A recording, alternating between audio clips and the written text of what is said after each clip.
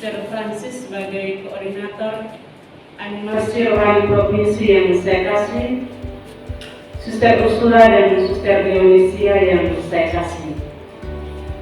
Pada awal lokakarya ini, saya menyampaikan terima kasih kepada kita semua yang telah membuka hati untuk sebuah transformasi sebagai pemimpin melalui lokakarya pemimpin sebagai animator selama 3 hari ke depan di tempat ini.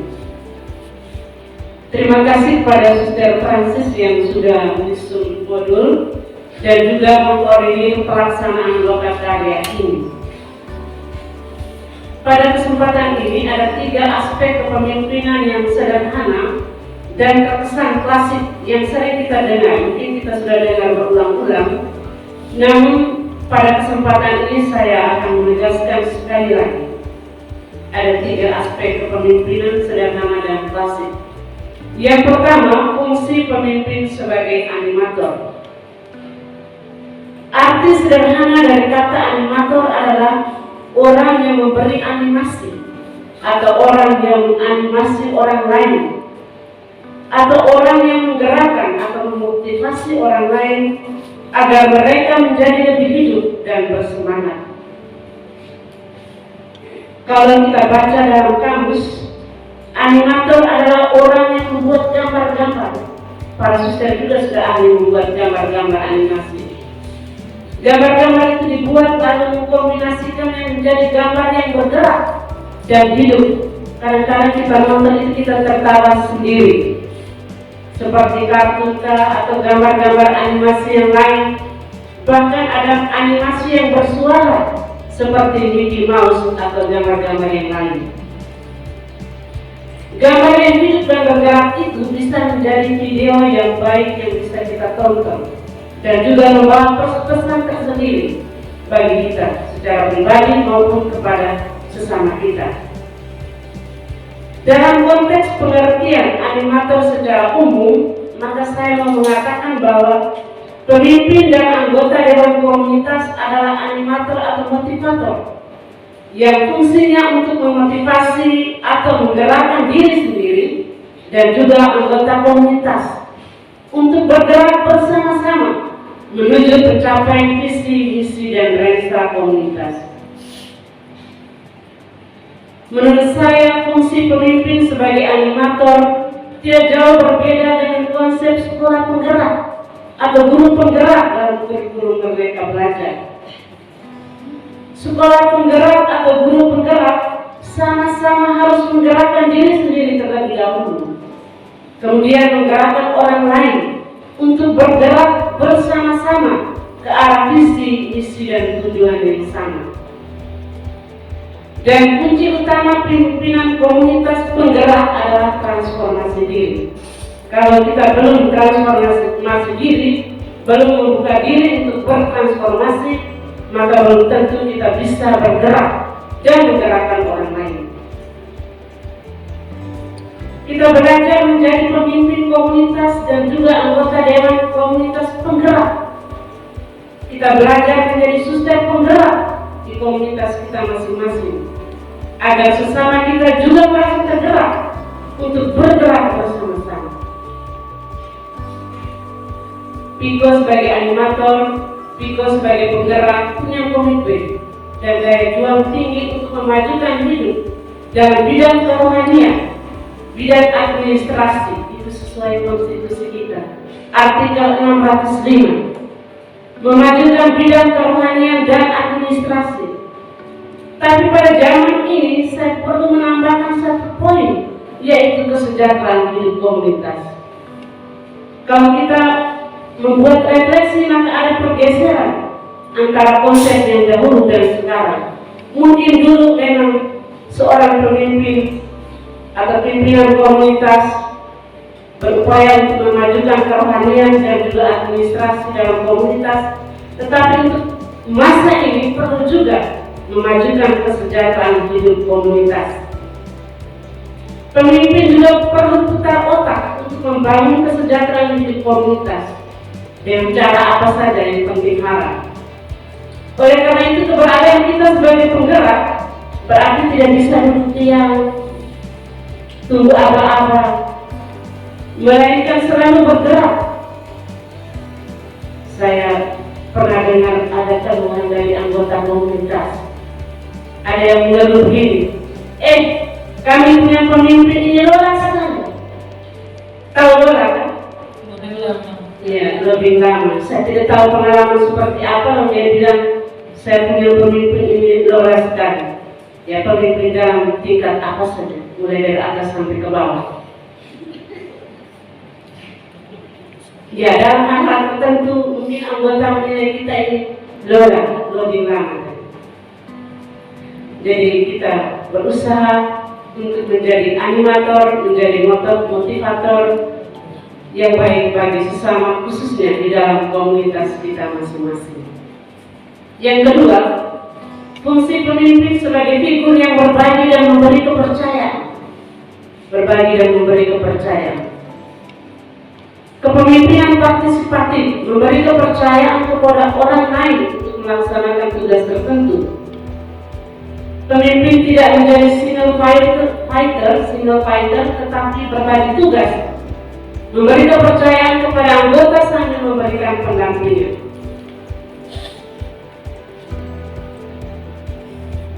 Satu contoh sederhana yang saya alami kemudian menjadi bahan refleksi untuk saya secara pribadi, yang pengalaman sederhana.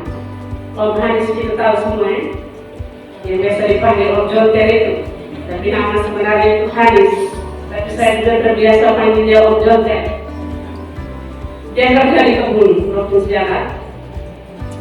Selama ini saya tidak memberi kepercayaan kepada dia untuk pangkas bunga, karena saya pikir dia pasti tidak bisa. Pangkas tidak rapi, apalagi buat model-model, pasti dia tidak bisa. Jadi saya bilang, kamu boleh buat yang lain, tapi bunga bisa pangkas sendiri. Satu waktu itu saya beritahu Om Jonter nanti tolong pangkas ini bunga yang ada di Balai Koja. Terus saya tunjuk dia pangkas begini, model begini, lalu saya pulang. Besoknya saya ke sana. Saya lihat dia buat bagus. Jadi Om Jonter pada Om ini seni, bagus ini. Dia hanya senyum saja. Kemudian kali berikut saya dengan Om Jonter tolong pangkas bunga di depan Provinsi Jawa. Buat ikut model yang ada. Tapi Om juga bisa buat model yang lain. Kemudian dia buat, setelah dia buat, lalu saya lihat bagus nih. Saya puji dia, ternyata Om ini seni, bagus sekali ini, rapi dan cantik ini, bunga-bunga yang Om pangkas ini. Lalu dia jawab saya begini, ya suster, kalau saya diberi kepercayaan. Jadi ini jawaban dari seorang Om Hanis, orang yang sederhana, tapi menjadi bahan refleksi untuk saya. Sesungguhnya saya tidak memberi kepercayaan kepada dia, dan mungkin dalam hal-hal lain juga saya tidak memberi kepercayaan kepada orang lain. Jadi ini sebuah contoh sederhana bagaimana kita memberi kepercayaan, pasti orang juga akan berjuang untuk mewujudkan kepercayaan itu. Kadang-kadang saya dengar ada anggota yang mengeluh, mudah buat semua, kami tidak dilibatkan dalam kegiatan komunitas atau dalam kerasulan tertentu. Ini yang juga perlu menjadi bahan refleksi bagi kita, karena Renstra provinsi maupun komunitas itu sudah memetakan tugas dan tanggung jawab kita. Konsep kepemimpinan partisipatif sudah ada dan jelas di dalam Renstra itu. Penanggung jawabnya siapa, kapan dilaksanakan, tinggal bagaimana komitmen kita untuk melaksanakannya. Karena di sana semua sudah ada visi, nilai-nilai, matriks program, matriks kegiatan, sudah. Tinggal bagaimana fungsi pemimpin untuk mengkoordinir sehingga apa yang sudah kita rancang itu dapat kita laksanakan bersama-sama. Yang ketiga, fungsi pemimpin sebagai figur teladan. Ini memang tidak gampang. Bapak pendidikan nasional kita dihajar dalam tanah menanamkan nilai-nilai integritas diri melalui filosofi yang klasik tapi secara sama relevan bagi kita pada zaman modernisasi ini. Ingaso sungkulodo, di depan menjadi teladan, di depan menjadi teladan. Imaria Mangkaso, di tengah membangun motivasi, dan terakhir Guri Handayani di belakang memberi dorongan. Artinya bahwa sebagai seorang pemimpin, ketika kita berada di depan, kita harus memiliki sikap, perilaku dan perbuatan yang dapat diteladani oleh para anggota kita. Juga ketika kita berada di tengah-tengah para anggota, harus dapat bersama-sama membangun dan membangkitkan niat, kemauan yang positif, dan kekuatan jiwa kita untuk terus maju. Dan ketika kita berada di belakang, juga dapat memberikan motivasi, dorongan dan semangat bagi para anggota kita. Filosofi Ki Hajar ini mengajak kita untuk terus belajar menjadi pemimpin yang memiliki integritas yang baik, yang patut diterapkan dan mampu menganimasi anggota kita. Para suster yang saya kasih, menjadi pemimpin itu tidak mudah. Seperti yang saya omong sekarang, itu tidak mudah. Ada banyak ukuran yang akan diukurkan kepada kita, bahkan ukuran-ukuran yang kadang melampaui kemampuan kita. Kadang pada saat tertentu kita merasa bahwa kita berada di titik yang paling bawah, di titik yang paling lemah. Tetapi percaya Tuhan akan melakukan yang terbaik untuk kita. Untuk itu mari kita membangun sikap positif. Artinya kalau kita percaya bahwa kita bisa menjadi suster penggerak, pasti kita bisa. Dan lebih dari itu, mari kita membangun hidup kepemimpinan religius kita dengan selalu berakar pada sabda Tuhan, memberi diri dipimpin oleh Roh Kudus, dan mengandalkan Tuhan dalam situasi apapun. Sebagai pemimpin kita perlu menyadari bahwa kadang-kadang masalah, tantangan, kritikan juga menjadi berkat bagi kita.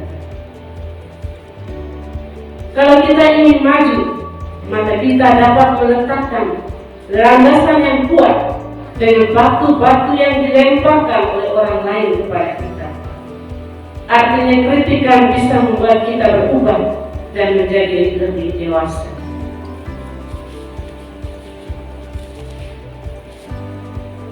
Saya mengakhiri sambutan ini dengan mengutip kata-kata dari Martin Luther. Ukuran tertinggi dari seseorang bukanlah di mana ia berdiri di masa-masa nyaman serta menyenangkan, melainkan di mana ia berdiri di masa-masa penuh tantangan serta kontroversi.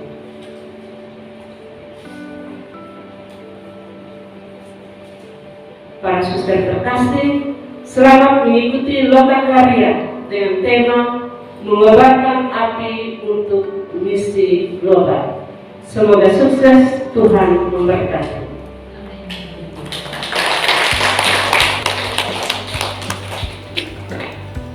Yang terkasih, kita adalah orang-orang yang ditentukan Tuhan untuk mewakili Dia dalam tugas kepemimpinan di komunitas yang Tuhan sendiri bangun, di misi dan untuk misi.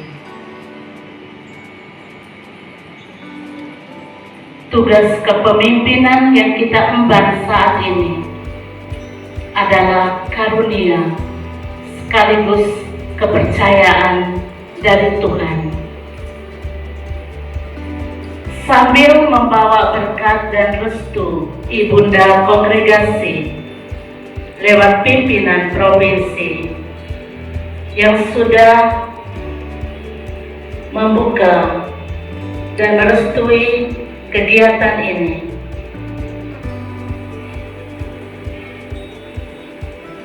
mari kita semua berdiri mengenakan kain yang kita bawa sebagai simbol kesiapsediaan kita masuk ke lantai dansa Tritunggal dalam Loka Karya Pemimpin sebagai animator.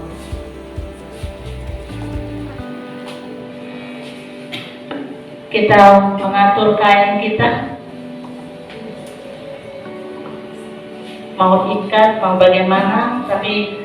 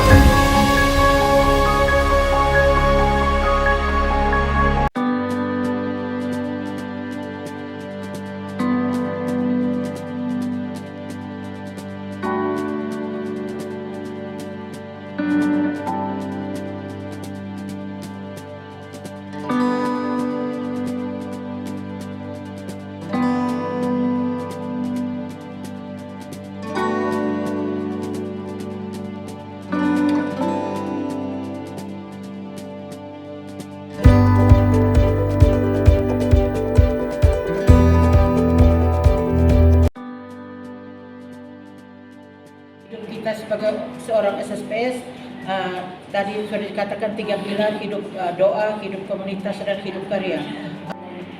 Pertama, bahwa di bagian spiritualitas itu bagaimana dia menggerakkan, ada yang tangan ke atas, turun ke bawah, menandakan bahwa kita menimba kekuatan dari Allah.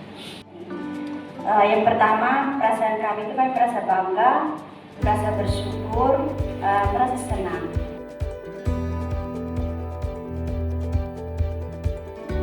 SSPS itu cepat tanggap terhadap karya Roh Kudus. Gerakan yang berbeda, tetapi disatukan oleh Roh Kudus. Spiritualitas, komunitas, dan misi yang tidak bisa dipisahkan.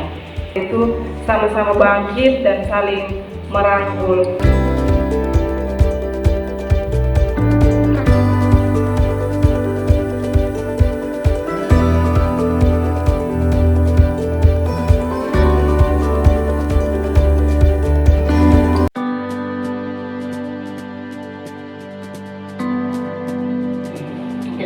bersama mengapa perlu animasi di dalam serikat kita.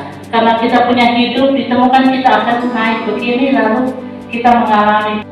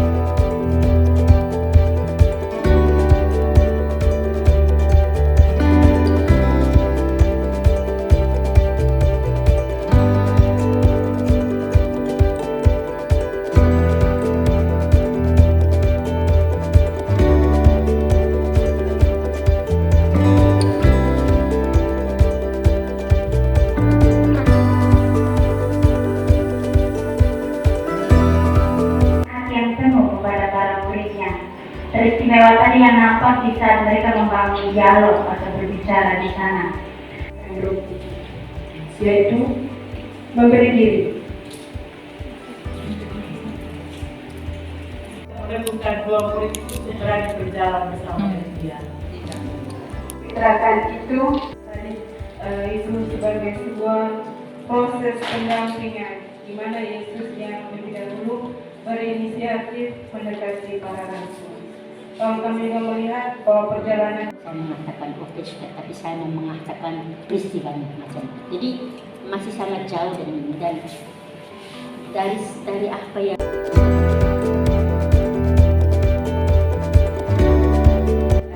pertama kita bertindak.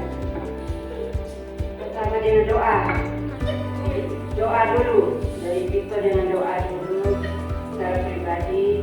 Sedangkan mungkin mengklarifikasi